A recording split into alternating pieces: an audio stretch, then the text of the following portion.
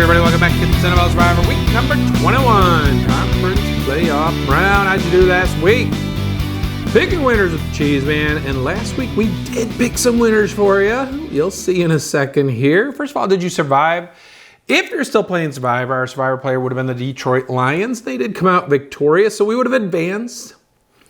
Now into the Final Four, so you got to pick a conference winner, and then you got to pick your Super Bowl champ, basically, in these next 2 weeks. You can see what my original plan was to take Dallas this round. Of course, they didn't show up, but we did take Detroit, made it through, and now this week, I'll tell you who I'm going to pick later, but I kind of feel like the Niners are going to win the Super Bowl. I don't know. We'll see. Anyways, my big poll review, it's over. 1,791 entries. We had one winner last week. Of course, they chose Buffalo. Two people chose Dallas and got beat, so we did already have a winner, but we're just playing it out, see how we would do. Okay, now here on this screen here, I want you to look at only the one side that says top 5 and pretend the bonus side doesn't exist. All right, so we went 5-0 last week in our top 5 picks.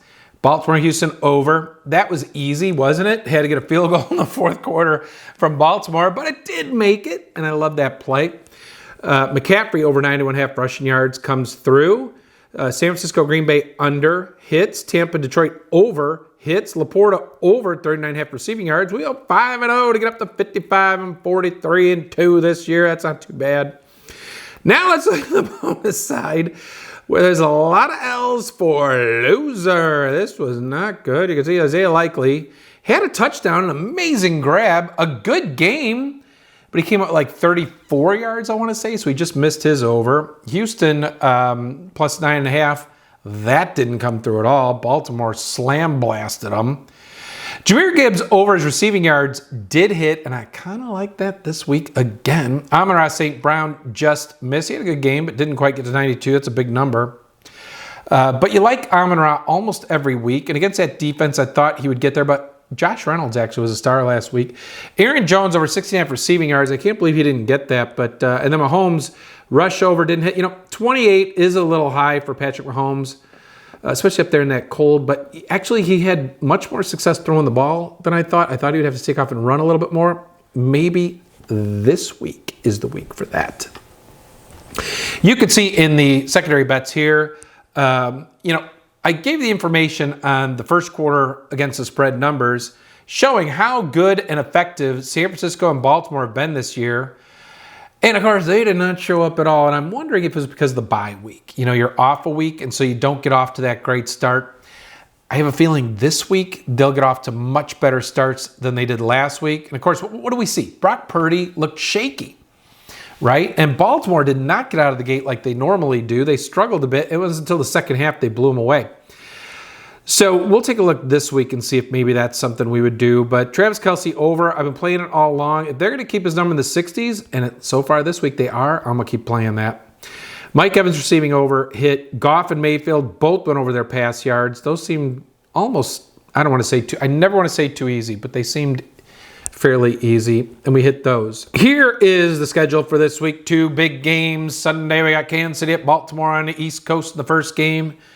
Ravens given 3.5, 44.5 is your OU. And then on the left coast, Detroit going to San Francisco, given 7, 50.5. Jared Goff goes back out to California. Of course, he played at Cal Berkeley, University of California, in college, so he's familiar with the area. But the bottom line is, Jared Goff plays much better at home than on the road. This is going to be an interesting game. Neither of these quarterbacks, Purdy nor Goff, have any real playoff experience. And so this is where you get a little scared on both of them. Goff came out last week a little shaky. Purdy was definitely shaky. That was not his best game. And this week he's going to miss Deebo Samuel. And if you followed this show all year long, you know the numbers. Without Deebo Samuel, the Niners aren't good. They're not good at all.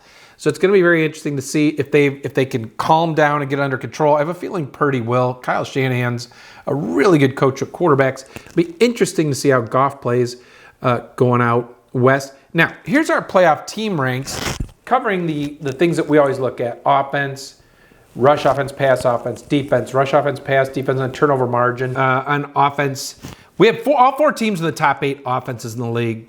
Pass offense, the only one who's not is Baltimore. You can see, however, in rush offense, Baltimore's number 1. That's what they make up for it. And that's mostly because of Lamar Jackson and his unbelievable running abilities, right? Kansas City's the only team outside the top 8 in rush offense. Defense, this is a little bit scary because Detroit is the only team outside the top 8 overall. And pass defense, Detroit is 30th. That's not a recipe for a Super Bowl champion right there. So that's one thing that scares me about Detroit. And certainly in the last half of the season, they've been thrown upon quite a bit. I mean, Baker threw for over 340 yards or 350 yards last week. So that's a little tricky there. And then rush defense, you can see Baltimore and Kansas City are outside the top 8. So it opens it up for those two running games, especially when you think about Lamar and Baltimore. Turnover margin, you can see our top seeds are in the top 5 there, right? Baltimore and San Francisco. So that makes me want to lean towards them. Team records get spread and over-unders. Detroit has the best ATS at 13-6. Baltimore's right there. Kansas City, pretty good. San Francisco, 9-9. As for over-unders, Detroit, 12-7. One of the best over teams we had in the league this year. And you can see Baltimore and Kansas City are both kind of leaning under. Kansas City, one of the best under teams in the league this year. All right, here's our results that we've had in the playoffs so far. You can see the wild card results. Dogs 3-3, overs 3-3. Home teams went 5-1. That's straight up, but 4-2 against the spread still in the wild card round. In the divisional round, you can see here dogs 1-3, overs went 3-1.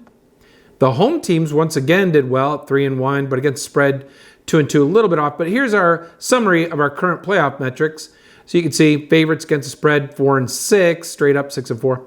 Home teams have done well, straight up 8-2 against spread only 6-4, pretty good.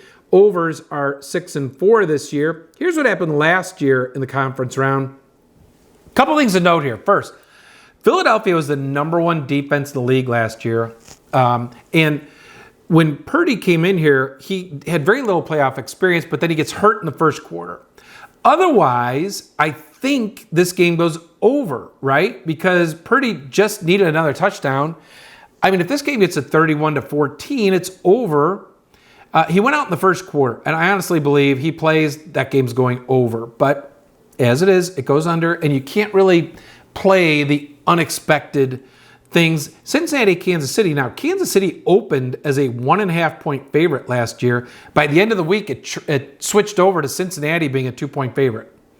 And I think that was largely because fans remember what happened the year before and Cincinnati beat Kansas City. But this time, Kansas City beats them. Now, of course, you remember that crazy game. The officiating was a little suspect in that game, all right? I mean, fourth quarter, remember we had the do-over play?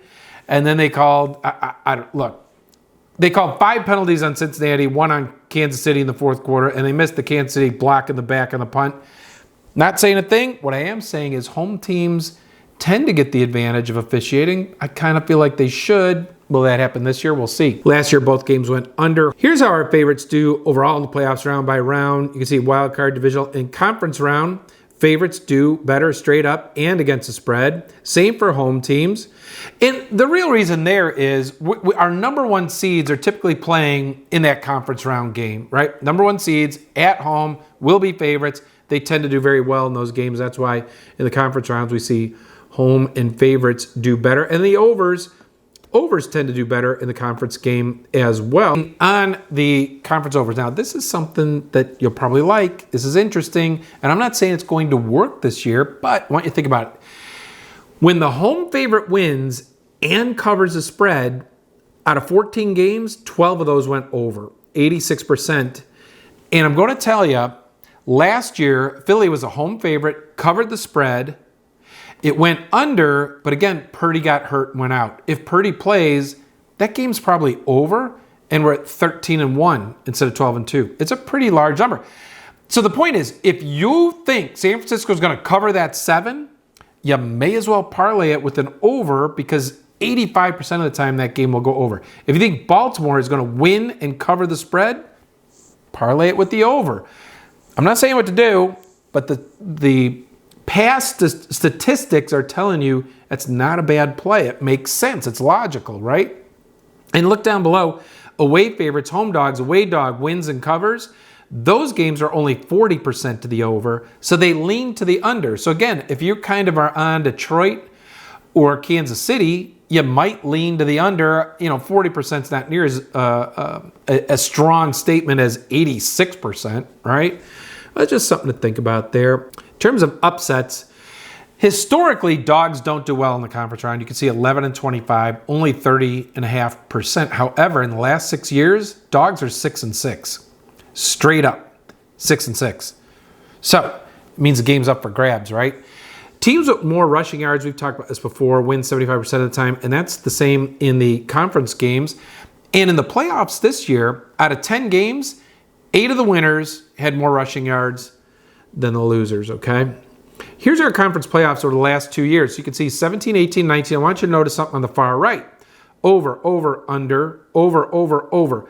And when you look at those OU totals, almost all those were in the 50s. So it's not like they had low totals. They had high totals, and they were going over in these games. Now, look here, in the last 3 years, look down at the bottom, 2020, over again. So that streak kept going on, right? It kept going, a lot of overs in the conference round. Last 2 years, under. And 3 dogs covering against the spread. Why do I bring this up? Because here was an old slide we used to use that was kind of cool. In the conference playoffs, and the OU total is less than 100. So in years where the OU is less than 100. So for example, this year, San Francisco game, the over-under is 50.5. The Kansas City Baltimore game, 44.5. 50.5 plus 44.5 equals 95, right? 95, that's lower than 100. So those years where it's lower than 100, used to be, we had 4 times, both games went over. 7 times, one went over, one went under. 1 time, 1 over, 1 push. And it used to be only 1 time did we have an under situation.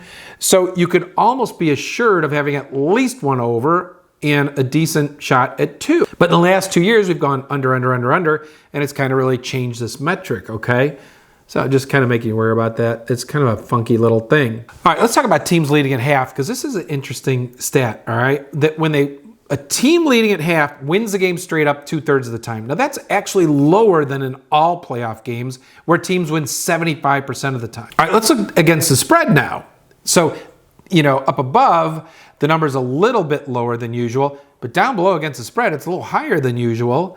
They cover the spread at a 71, 72% clip. If they're leading at halftime, you can see the favorites, if they lead at half, go on to cover 70% of the time, and the dogs go on to cover 75% of the time. Overall, that's a higher stat than all playoff games, okay?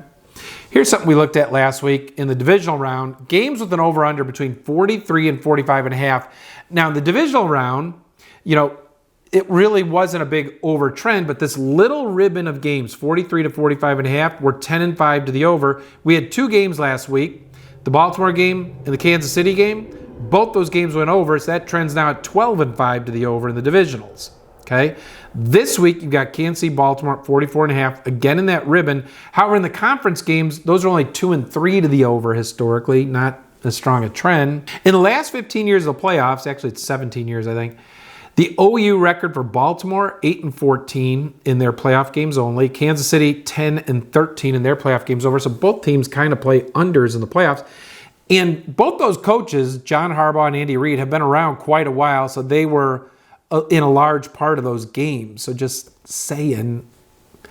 Now, some San Francisco-Detroit information. San Francisco was given 7 points. Teams giving 7 or more points in conference playoff games, they're 4-7 against the spread. Not too good. It leans towards the dogs. And the OU's at 50.5. In games where the over is at 50 or higher, it's 7-4 to the over in conference games. That's kind of interesting. Down below there, you can see Detroit's playoff record, only 2-3 against spread, 2-3 to the over. San Francisco has a lot more games, obviously. 11-6 against the spread, 7-11 to the over, not quite as good. They're more of an under team in the playoffs. The rushing yards seem to be more of an indicator of who's going to end up winning the game in the playoffs. And it goes to a team being able to run the ball and being able to stop the run. And that's why, you look at Baltimore, Kansas City this year, Baltimore runs the ball well, and Lamar is just way different than every other quarterback. He's the best running quarterback I've ever seen, better than Michael Vick, better than anybody. Last week, he had over 100 yards rushing in that game. Last week, Kansas City gave up over 70 yards rushing to Josh Allen. I think Lamar is going to do it again. He'll have over that 70 yards as well. He's just a difference maker. So anyways, teams running the ball. The only thing is in the conference round, these stats aren't as disparate, okay? We saw in all playoff games, and especially in divisional, the team with the most rushing yards was up towards 80%, while both passing and total yards were under 60. You can see now passing and total are over 60%. So it's a little bit more even-keeled in the conference round. Looking at my picks in the primary pool, if you're still playing Survivor, like I said, my big pool goes through the Super Bowl. However, this year we already have a winner, but we're just going to play it out for the kicks.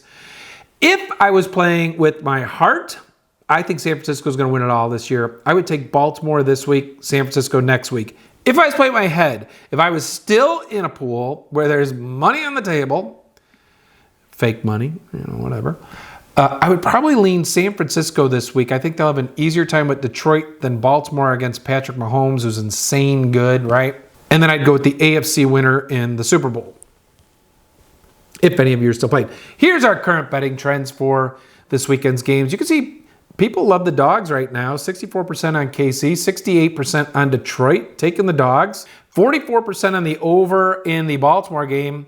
Only 26% on the over in the San Francisco Detroit game. That's really low. Lots of money on the under there. That's quite interesting. All right. And I can say this. There was a massive bet on the over in the Baltimore-Kansas City game made because the bet percentage for the over is under 50%, but the actual money being bet is way over on the over right now. So just making you aware of that. Here's Cheezeman top 5 plays of the week. We did pretty good last week. I don't want to jinx it, but here's what I'm liking this week. First of all, Baltimore, Kansas City over 44.5. I think that game's going over. Look, Patrick Mahomes is a genius when it comes to the playoffs. And right now he's got key receivers in Kelsey and Rashee Rice that he can rely on. Scantling actually played well last week. Pacheco's playing well. I think Baltimore defense is far superior to Buffalo's. It's going to be harder for him this week, which tends me to think Mahomes will run the ball a little more, but I think Kansas City's going to score some points, and I definitely think Baltimore will score. I think they can hit this over. Kelsey over 61.5 receiving yards. Look, I've told you the last few weeks I've been playing Travis Kelsey over. It's the playoffs. He's going to show up, and he's going to do well. If they keep his number in the 60s instead of normally in the 70s or 80s where he's usually at, I'm going to play that over. I'm going to continue to ride this streak. If there's a team who can stop him, it's Baltimore. I will say that. It's definitely more risky than the past couple of weeks, but I still think he'll do it. Lamar over 63.5 rushing yards. This is coming down. So people believe they're loading up on the under in this. I'm going over. As I talked about before, Josh Allen ran for over 70 yards against Kansas City last week. I think Baltimore will have a harder time moving the ball against Kansas City's defense than they had against Houston's, and Lamar's certainly going to run it. If Kansas City loads up to stop Lamar, I think that Lamar is a good enough quarterback. He'll beat them with Mark Andrews back through the air. So I don't know that you can do that. And even when you do load up against him, he's just so good. George Kittle over receiving yards. Look, Detroit is the 7th worst team against tight ends. And with Debo, if Debo plays, I can see them using Debo more as a decoy a little bit. Kittle should have a big day, and I'm going to go for it. I think that number is a little high. But if I'm going to go for one receiver on San Francisco, it's going to be Kittle this week. Baltimore first quarter, we talked about this last week, and I think they just came out off of the bye week flat. They hadn't played in a couple weeks. They played flat against Houston. It was tied at the end of the first quarter, which they didn't cover. This week, they're only given a half a point. Kansas City gets off the slow starts typically this year. They're only like 8-9 against the spread in first quarter, whereas Baltimore has a terrific record up at like 12-5, 13-4, something like that, 13-5. So I'm going to go back to, I think Baltimore gets off to a good start this week and wins that one. Mark Andrews over 35.5 receiving yards. I haven't seen an over for Isaiah Likely because Andrews is coming off an injury. And so I kind of like Likely to play a lot this game, and I would take his over if I see his total, assuming it would be less than Mark Andrews' total. But even if Andrews plays banged up, he's so good in these situations, I probably would go to that over. Jahmyr Gibbs over 21. We took him last week as receiving yards, and it worked. My gut says San Francisco gets out to lead. Detroit's throwing the ball all over the place. San Francisco's a pretty good secondary against tight ends, especially for Laporta. So I see Gibbs having a big opportunity here. I would look at Amon-Ra St. Brown this week. Remember last week, St. Brown had over 70 yards receiving. And then Detroit jumped out to that 14-point lead and didn't really need to throw it so much. And so he didn't get his over. This week, my gut says San Francisco will be the ones jumping out to that lead. And then Detroit will be throwing in the fourth quarter. And St. Brown would get his over. McCaffrey over those rushing yards. His total is lower than last week. And I get it. Detroit's run defense is top 5. Much better than what McCaffrey faced last week. However, San Francisco is so good running the football. I do think they'll get a lead. I do think that they'll make things happen here against that Detroit defense, which is tumbling in the second half of the season. That in the second half, McCaffrey will end up breaking some and getting over his total. I'm going to go back to San Francisco first quarter. Purdy came out shaky last week. He seemed scared, nervous, jitters, adrenaline, whatever it was. He was high on some balls. This week, I think he settles down a bit. Shanahan's really good with quarterbacks. I think he settles down, plays much better. San Francisco comes out and is just a world of difference versus what they played like last week. If he comes out in that first quarter and plays like last week, Detroit's got a shot. My gut says he comes out, plays more settled down, and San Francisco does what they do. Mahomes rushing over 27.5. Now, I think Baltimore's defense is far superior to Buffalo's, okay? Baltimore's the number one defense, scoring in every which way. They've just been excellent this year. And last week, Kansas City only had to punt one time. They had success doing whatever they wanted against Buffalo. This week, I don't see that happening, and that means I think Mahomes will take off more. I think he's going to get this 27.5 this week. It's a big number for him, but Patrick Mahomes does what he needs to do to win games, and if he needs to take off, he will. I think he'll get his over rushing this week. That's what I'm doing again. If I was playing Survivor in the primary pool, if I was going with my heart, I'd take Baltimore this week, San Francisco next week in the Super Bowl. If I was playing for money, using my head, I'd probably go San Francisco this week and then choose the AFC winner in the Super Bowl, because I think that game's going to be a little bit tighter. That's our show for this week. Thanks to CooperGroove.com, our sponsor. Please like us and subscribe to our channel, and come back for our Super Bowl show. Last year, I was 10-2 in my Super Bowl plays, did really well. So hopefully we can have a repeat. We'll see how that goes. So come on back. This has been NFL Survivor Week number 21. Conference playoff pick and winners of the Cheezeman. Good luck, and we hope you win.